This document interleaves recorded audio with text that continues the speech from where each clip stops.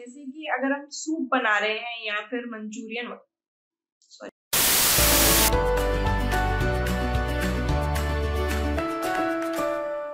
Hello food lovers, welcome to room of kitchen.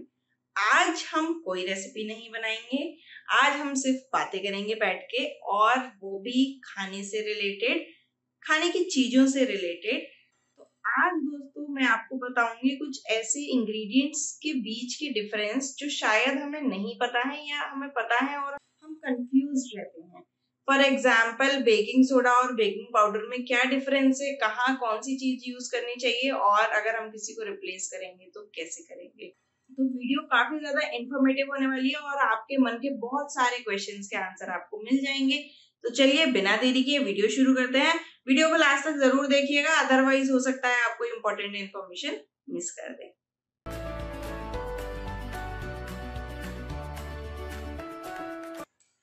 Baking powder और baking soda, हम पहले बात करेंगे बेकिंग सोडा की। बेकिंग सोडा का दूसरा नाम सोडियम बाइकार्बोनेट है और बेकिंग सोडा एक बेकिंग एजेंट है दोस्तों, जिसको रिएक्ट करने के लिए एसिड और लिक्विड दोनों चाहिए होते हैं। तो हम बेकिंग सोडा उस जगह पर यूज करते हैं जहां पर हम अपने डिश में कोई एसिड डाल रहे हो, acid in the sense curd डाल रहे हो, बटर मिल्क डाल रहे हो, लेमन जूस डाल रहे हो, ये सारी चीजें, साथ ही में कुछ हल्का सा लिक्विड डाल रहे हो। फॉर एग्जाम्पल, जब हम ढोकला बनाते हैं तो हम उसमें दही डालते हैं और फिर बेकिंग सोडा डालते हैं। हम लोग सूजी की इडली बनाते हैं तो उसमें भी यही प्रोसेस फॉलो करते हैं। तो उन सारी चीजों में बेकिंग सोडा डाला जाता है। दूसरी तरफ बात करें बेकिंग पाउडर की, तो बेकिंग पाउडर जो है वो सोडियम बाइकार्बोनेट प्लस एसिड है, यानी कि बेकिंग पाउडर को जब बनाया जाता है तो वो बेकिंग सोडा प्लस एसिड से बनाया जाता है और इसको रिएक्ट करने के लिए सिर्फ एक लिक्विड चाहिए होता है।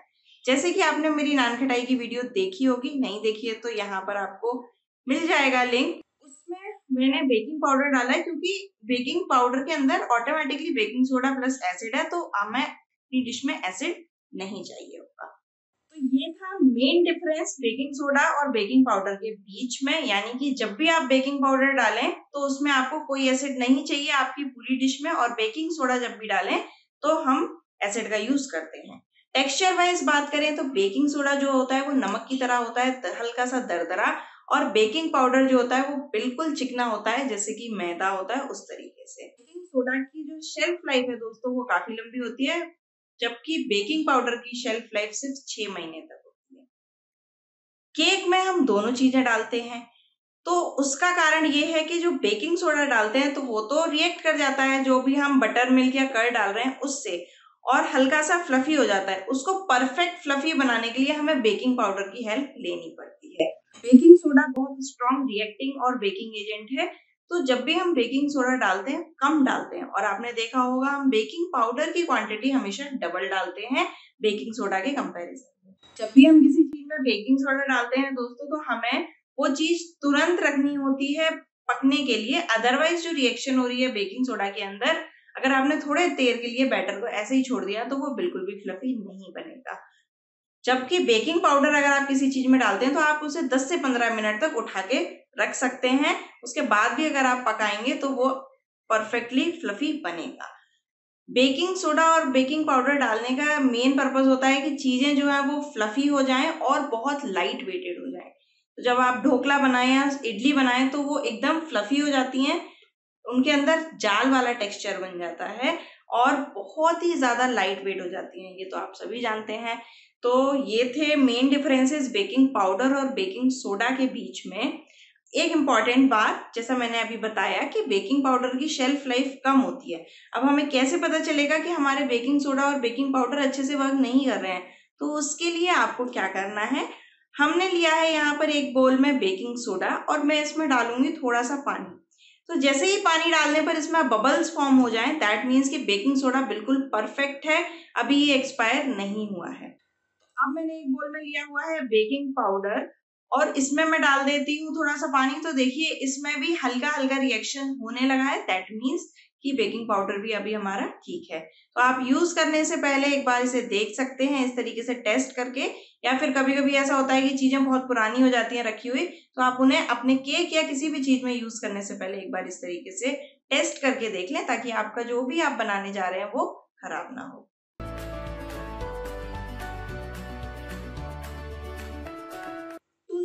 और बेसिल लीफ, जब मैं नहीं जानती थी इतना ये हर्ब्स के बारे में, तब मैंने किसी से पूछा था कि बेसिल लीफ क्या होते हैं, तो उन्होंने बोला था कि ये सिंपल तुलसी होती है और कुछ नहीं। पर जब मैं घर पे तुलसी को देखती थी तो वो काफी अलग दिखती थी। यही सारी क्यूरियोसिटी ने डेवलप किया कि मुझे इस चीज के बारे में भी खोज करनी चाहिए, और मैंने बहुत सारी जगह पर पढ़ा। उसके बाद आई केम टू नो कि तुलसी और बेसिल लीफ में बहुत सारे डिफरेंसेस हैं और कुछ सिमिलैरिटीज भी हैं।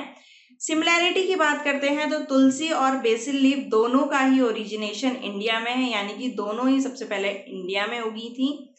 नेक्स्ट बात करते हैं तो तुलसी और बेसिल लीफ दोनों ही के अंदर मेडिसिनल प्रॉपर्टीज होती हैं, यानी कि ये दोनों ही हमारी बॉडी के लिए काफी ज्यादा अच्छे होते हैं। इनको कहीं ना कहीं दवाई के रूप में भी यूज किया जाता है। तुलसी जो होती है दोस्तों, वो हम सभी जानते हैं कि एक होली प्लांट है, यानी कि एक पूजनीय पौधा है जिसकी हम पूजा भी करते हैं, और ये हर हिंदू के घर में आपको मिलेगा। जबकि बेसिल लीफ जो है वो कलिनरी हर्ब है, दैट मीन्स कि उनको हम खाने में यूज करते हैं। तुलसी की जो पत्तियां होती हैं वो छोटे साइज की होती हैं और उनका जो टेक्सचर होता है वो रफ होता है, कुछ भी चिकना नहीं होता है।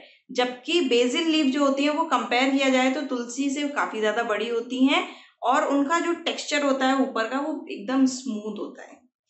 तुलसी को हम यूज करते हैं कोल्ड और कफ के लिए, स्पेशली चाय बनाते टाइम, या फिर काढ़ा बना रहे हैं, या फिर हम अगर कोई भी पूजा का सामान बना रहे हैं, पूजा के लिए प्रसाद बना रहे हैं, तो उसमें हम तुलसी के पत्ते जरूर डालते हैं।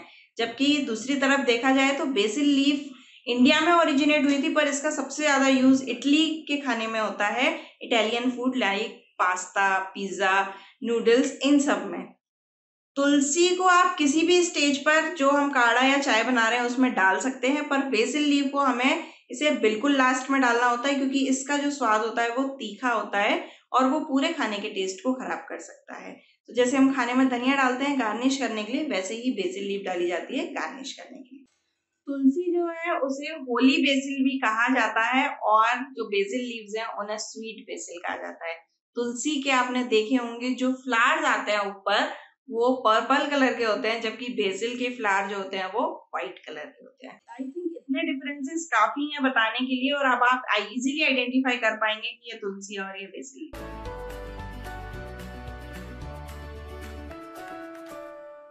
Curd and yogurt. कर्ड और योगर्ट में बहुत ज्यादा कंफ्यूजन है। कहीं पे कर्ड लिखा होता है, कहीं पे योगर्ट लिखा होता है। हम लोगों को नहीं पता कि कहाँ पे कर्ड लिखना है और कहाँ पे योगर्ट लिखना है।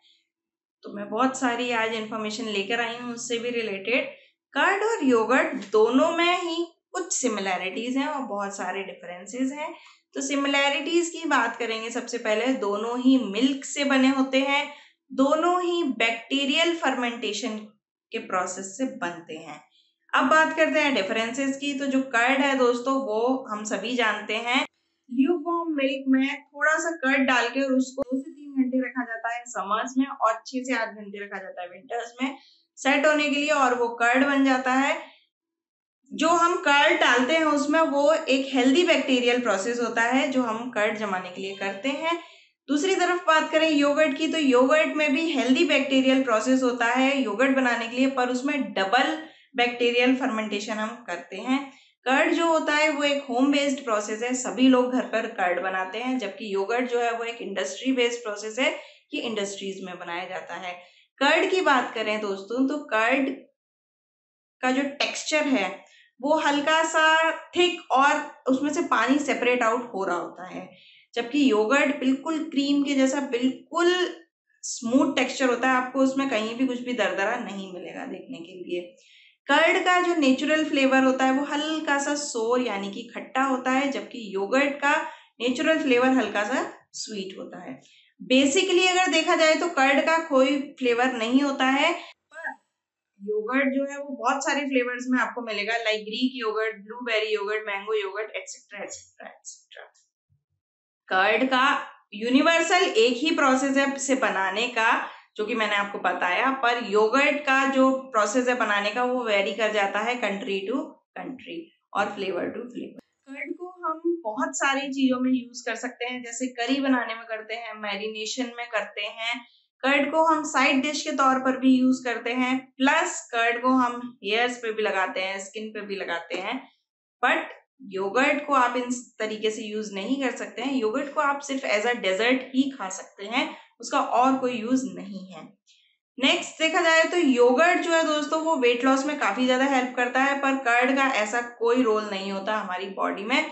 हाँ, उसमें कैल्शियम कंटेंट हाई होता है, तो हमारी बॉडी के लिए उसे खाना काफी ज्यादा अच्छा होता है। तो अब आप इजीली आइडेंटिफाई कर पाएंगे कि ये कर्ड है और ये योगर्ट है। और अब आप दोनों को मिक्स नहीं करेंगे, अलग अलग ही रखेंगे। जहाँ कर्ड है वहाँ कर्ड है, जो योगर्ट है वो योगर्ट है। आगे बढ़ते हैं, बात करेंगे कॉर्नफ्लावर और अरारोट की। मतलब पिछले 1-1.5 महीने में जब से लॉकडाउन शुरू हुआ है तब से मुझे बहुत सारे लोगों ने पूछा इस बारे में कि कॉर्नफ्लावर नहीं मिला, अरारोट यूज कर सकते हैं क्या। अरारोट है हमारे पास तो इसे यूज कर लें कि कॉर्नफ्लावर खरीदना पड़ेगा, तो फिर इस पे भी बात करना तो बनता ही था। तो दोस्तों कॉर्नफ्लावर और अरारोट में बहुत सारे डिफरेंसेस हैं और कुछ सिमिलैरिटीज भी हैं। कॉर्नफ्लावर जो है, जैसा कि इसका नाम इंडिकेट करता है, कॉर्न और फ्लावर, यानी कि फ्लावर मीन्स आटा और कॉर्न मीन्स मक्का, पर यह मकई का आटा बिल्कुल नहीं है। कॉर्नफ्लावर जो मकई होती है, जो मक्का होता है, उसके अंदर का जो व्हाइट पोर्शन है उससे बनाया हुआ आटा है, प्लस इसमें स्टार्च का भी यूज किया जाता है। इसको बोलते हैं कॉर्नफ्लावर। और कॉर्न स्टार्च जो है वो भी यही होता है। कॉर्नफ्लावर और कॉर्न स्टार्च सेम चीजें हैं। दूसरी तरफ देखें, अरारोट जो है वो एक अरारोट का प्लांट होता है, उसकी रूट से निकाला हुआ स्टार्च है वो अरारोट होता है। कॉर्नफ्लावर और अरारोट दोनों ही थिकनिंग एजेंट है और अलग अलग तरीके से यूज किए जाते हैं ग्रेवी को थिक करने के लिए। जैसे कि हम सूप बना रहे हैं या फिर मंचूरियन वगैरह बनाते हैं तो उसमें हम कॉर्नफ्लावर यूज करते हैं, जबकि हमें कोई जेली या पुडिंग बनानी होती है ना तो हम उसमें अरारोट यूज करते हैं। ऐसा इसीलिए करते हैं क्योंकि जो कॉर्नफ्लावर है जब हम उसे मिलाते हैं किसी चीज में तो उस चीज का कलर जो है वो थोड़ा सा चेंज हो जाता है। अगर आप कभी देखेंगे, अगर कलर डार्क ब्लू है तो वो हल्का लाइट ब्लू हो जाएगा, पर अरारोट के साथ ऐसा नहीं होता है। अरारोट जिस भी चीज में मिलता है वो उसी कलर का हो जाता है। तो जो चीजें दोस्तों हम कलर स्पेसिफिक बनाते हैं, यानी कि ऐसी चीजें जिसमें हम कलर के साथ बिल्कुल कॉम्प्रोमाइज नहीं कर सकते हैं, वहां पर हम अरारोट यूज करते हैं। अरारोट जब पानी में मिलाया जाता है तो वो नीचे सेटल डाउन हो जाता है और एक क्लाउडी टेक्सचर फॉर्म कर लेता है, पर अरारोट अगर आप पानी में एक बार घोलते हैं तो वो ऐसे का ऐसे ही घुला हुआ रहता है।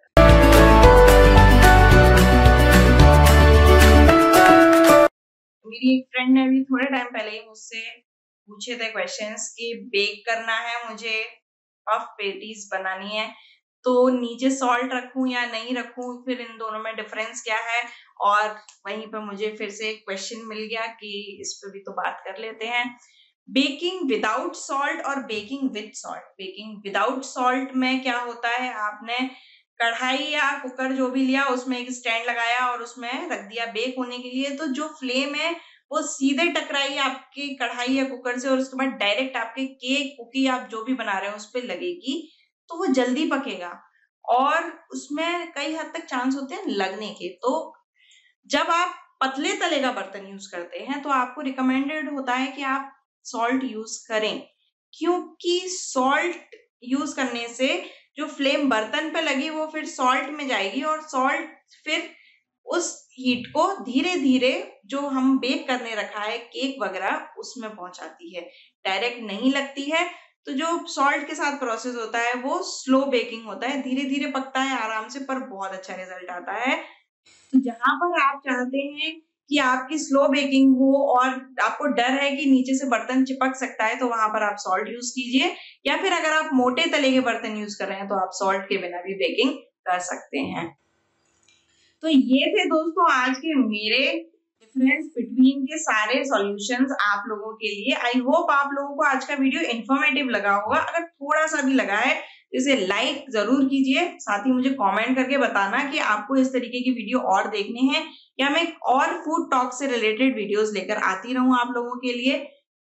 अब बारी आती है मेरे क्वेश्चन की, तो मैं आप लोगों से एक क्वेश्चन पूछती हूँ कि टिप्स और हैक्स के बीच में क्या डिफरेंस होता है। अब आपकी बारी है, मुझे कमेंट करके जरूर बताना, और अगर आपको इन सारी चीजों से अलग हटके कुछ पता है तो वो भी मुझे जरूर बताइएगा कमेंट करके।